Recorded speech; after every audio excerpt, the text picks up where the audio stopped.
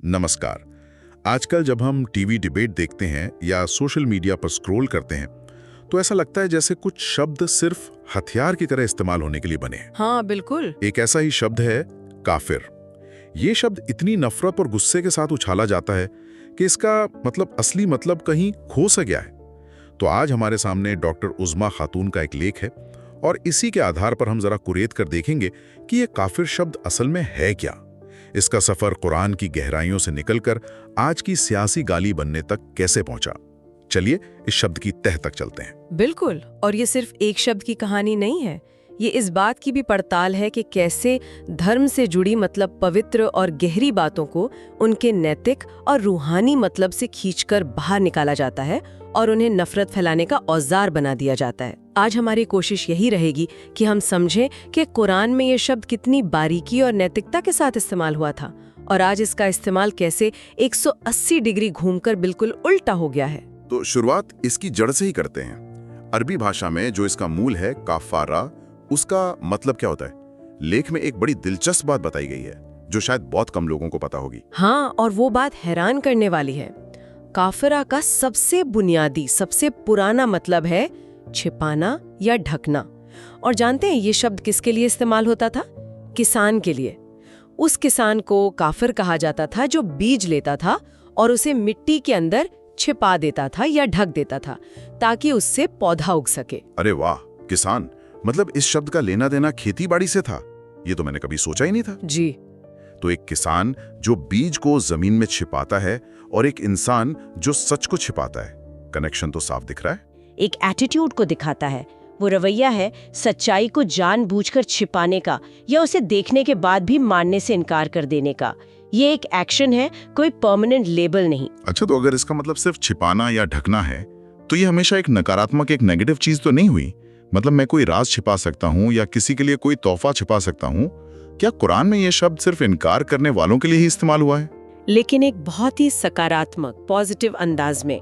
कुरान कहता है कि ईश्वर इंसानों के गुनाहों को, उनकी गलतियों को यकफिरू करता है, यानी छिपा देता है या ढक देता है।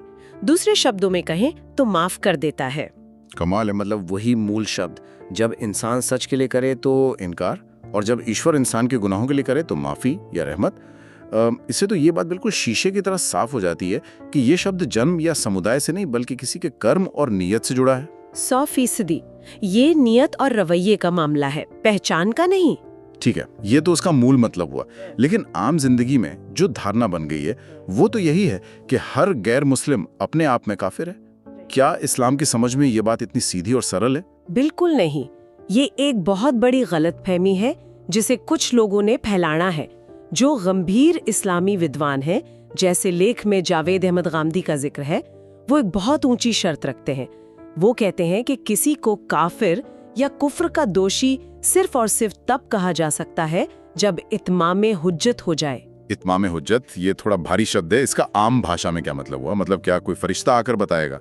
ये तो बहुत सब्जेक्टिव लगता है। इसे ऐसे समझिए कि सच किसी के सामने 2+2 = 4 की तरह साफ हो जाए, दिन की तेज रोशनी की तरह, उसमें शक की कोई गुंजाइश ही न बचे और वो इंसान उस सच को पूरी तरह जानने और समझने के बाद सिर्फ अपनी जिद, अपने घमंड या अपने स्वार्थ की वजह से कहे कि नहीं, मैं तो इसे 5 मानूंगा। अब आप ही सोचिए, आज के जमाने में क्या कोई इंसान ये दावा कर सकता है कि उसने किसी दूसरे के सामने सच को इस हद तक साफ कर दिया है? नहीं। और उसके दिल के अंदर झांक कर ये भी जान लिया है कि वो सिर्फ जिद की वजह से इनकार कर रहा है? नहीं, बिल्कुल नहीं। ये तो किसी के दिल के अंदर झांकने जैसा हुआ और ये हक तो सिर्फ ईश्वर को हो सकता है, किसी इंसान को नहीं। और बस यही असली बात है। ऐतिहासिक रूप से ये दर्जा सिर्फ पैगंबरों की मौजूदगी से जुड़ा था, जहां ये माना जाता था कि ईश्वर का दूत सीधे सीधे सच पेश कर रहा है, इसलिए उसे झुटलाना एक बहुत बड़ी बात थी। आज किसी मौलवी, किसी नेता या किसी भी आम इंसान के पास ये अधिकार नहीं है कि वो दूसरे के विश्वास का फैसला करे। इसीलिए किसी को काफिर घोषित करने का जो काम है, जिसे तकफीर कहते हैं, उसे इस्लाम में एक बहुत बड़ा गुनाह माना गया है। ये ईश्वर के अधिकार को अपने हाथ में लेने जैसा है। ठीक है, तो सैद्धांतिक तौर पर तो ये बात समझ में आ गई कि किसी पर ये लेबल लगाना लगभग नामुमकिन है और गलत है। लेकिन असल जिंदगी में पैगंबरों ने इसे कैसे हैंडल किया? उनके दौर से हमें क्या मिसालें मिलती हैं? मिसालें तो बहुत हैं और वो आज के माहौल को देखते हुए आंखें खोल देने वाली हैं। सबसे बड़ा उदाहरण कुरान में हजरत मूसा और फिरौन की कहानी का है। फिरौन जो जुल्म, घमंड और इनकार का सबसे बड़ा प्रतीक माना जाता है। जब ईश्वर ने मूसा और उनके भाई हारून को उसके पास भेजा तो क्या कहा? कुरान की आयत है, तुम दोनों उसके पास जाओ और उससे नरमी से बात करना, शायद वो नसीहत मान ले या डर जाए। एक मिनट, फिरौन के लिए निर्मी? वही फिरौन जो खुद को खुदा कहता था और जिसने बनी इसराइल पर अनगिनत जुल्म किए थे, उसके लिए भी नरमी से बात करने का हुक्म? ये तो आज की सियासत और टीवी बहसों के हिसाब से सोचना भी मुश्किल है। बिल्कुल, और यही कुरान का नजरिया है। अगर जुल्म और इनकार के सबसे बड़े प्रतीक के साथ भी संवाद का दरवाजा नरमी से खुलने का हुक्म दिया जा रहा है, तो आज के दौर में जरा सी असहमति पर किसी को गाली देने, उसे नीचा दिखाने का हक कहां से आ जाता है?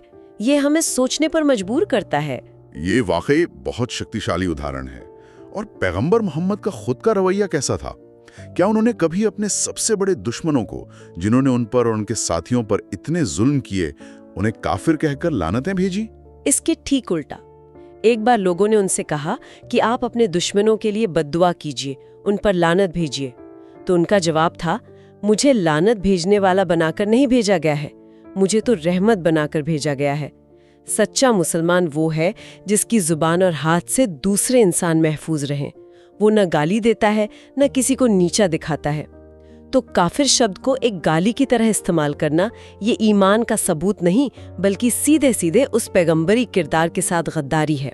लेख में यह भी बताया गया है कि कुरान दूसरे धर्मों के लोगों के लिए भी कुछ सम्मानजनक शब्द इस्तेमाल करता है, न कि सिर्फ बंटवारे वाले। पुकारा, ये उनके धार्मिक जड़ों का सम्मान करना था। ये विभाजन पैदा करने के बजाय एक साझा जमीन खोजने की कोशिश थी। कुरान तो यहाँ तक कहता है कि तुम उनके झूठे खुदाओं को भी गाली मत दो, कहीं ऐसा ना हो कि वो जवाब में तुम्हारे सच्चे खुदा की शान में गुस्ताखी कर बैठें। ये आपसी सम्मान की वो बुनियाद है जिसे आज भुला दिया गया है। ये तो नैतिकता और किरदार की बात हुई, जो बहुत अहम है। पर क्या इस्लामी कानून, जिसे फिक्र कहते हैं, वो इस बारे में कुछ कहता है? क्या किसी की बेइज्जती करने या अपमानजनक भाषा इस्तेमाल करने पर कोई कानूनी रोक टोक है? हाँ, बिल्कुल है।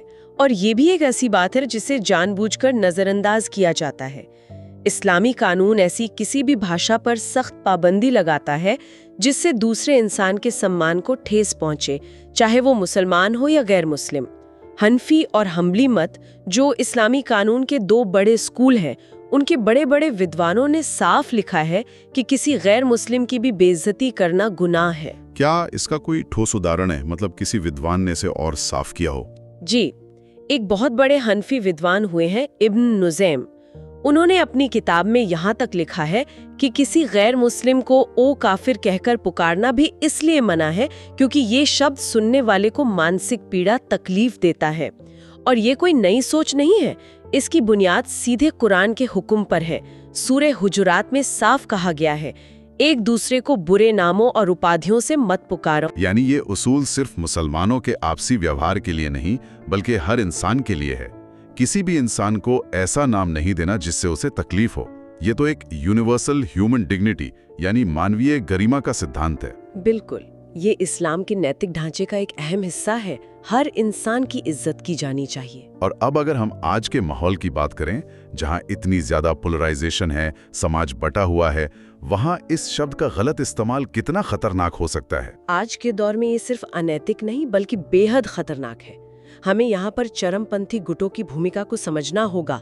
आईसिस हो या दक्षिण एशिया के कुछ दूसरे चरमपंथी गुट, उन्होंने तकफीर के इस सिद्धांत को एक सियासी हथियार में बदल दिया है। वो पहले किसी मुस्लिम सरकार को या किसी दूसरे मुस्लिम समूह को जो उनसे सहमत नहीं, उसे काफिर और मुर्तद घोषित करते हैं और फिर इस घोषणा के आधार पर उनके खिलाफ हिंसा, कत्ल और लूटपाट को जायज ठहराते हैं। अच्छा जी, ये एक बहुत खतरनाक खेल है। तो ये तो एक दोहरी मार जैसी हो गई। एक तरफ इस्लामोफोबिया फैलाने वाले लोग सारे मुसलमानों को कट्टरपंथी और असहिष्णु दिखाने के लिए इस शब्द का प्रचार करते हैं, और दूसरी तरफ मुसलमानों के अंदर से ही निकले कुछ चरमपंथी गुट खुद इस शब्द का इस्तेमाल अपनी हिंसा और सियासत को सही ठहराने के लिए करते हैं। और इन दोनों पार्टों के बीच में वो आम मुसलमान पिसता है जिसका इन दोनों से कोई लेना देना नहीं। आपने बिल्कुल सही समझा। जब इस तरह के शब्दों का गैर जिम्मेदाराना इस्तेमाल होता है तो इसका सबसे ज्यादा बोझ दुनिया भर के उन करोड़ों आम और अमन पसंद मुसलमानों पर पड़ता है जो ना नफरत फैलाना चाहते हैं और ना हिंसा करना। उन्हें दोनों तरफ से शक की निगाह से देखा जाता है। तो इस पूरी चर्चा से जो बात निकल कर आ रही है वो ये है कि मसला काफिर शब्द में उतना नहीं है नहीं, जितना इसके मतलब को सिकोड़ देने, इसकी रूह को निकाल कर फेंक देने और इसे एक नफरती हथियार बना लेने में। बिल्कुल। इस शब्द के सही कुरानी अर्थ और उसकी नैतिक सीमाओं को फिर से समाज में स्थापित करना सिर्फ शब्दों का खेल नहीं है, बल्कि ये इस्लामी नैतिकता के दिल को बचाने की कोशिश है। मानवीय गरिमा की रक्षा करना कोई आधुनिक दिखावा नहीं है, बल्कि ये एक कुरानी फर्ज है। संयम, साफ सोच और नैतिक साहस से ही हम इन पवित्र अवधारणाओं को तबाही का हथियार बनने से रोक सकते हैं। हमने ज़्यादातर इस पर बात की कि कैसे शब्द का इस्तेमाल गैर मुसलमानों के खिलाफ होता है, लेकिन जैसा आपने आईसिस का जिक्र किया, सोचने वाली बात यह भी है कि जब यही तकफीर का हथियार खुद मुसलमानों के खिलाफ इस्तेमाल होता है तो ये समुदाय के अंदर कितनी तबाही मचाता होगा। ये नफरत बाहर की तरफ जितनी आग लगाती है उससे कहीं ज्यादा ये घर के अंदर लगाती है। शिया सुन्नी से लेकर अलग अलग मसलकों और विचारों तक ये मुसलमानों को ही दूसरे मुसलमानों के खिलाफ खड़ा कर देती है। इससे ऐसी गहरी दरारें पैदा होती हैं जिन्हें भरना लगभग नामुमकिन हो जाता है। ये एक ऐसा जहर है जो पूरे समुदाय को अंदर से खोखला कर देता है और उसकी सारी ताकत को आपस में लड़ने में ही खत्म कर देता है। एक शब्द और उसका इतना गहरा और खतरनाक असर वाकई सोचने पे मजबूर करता है।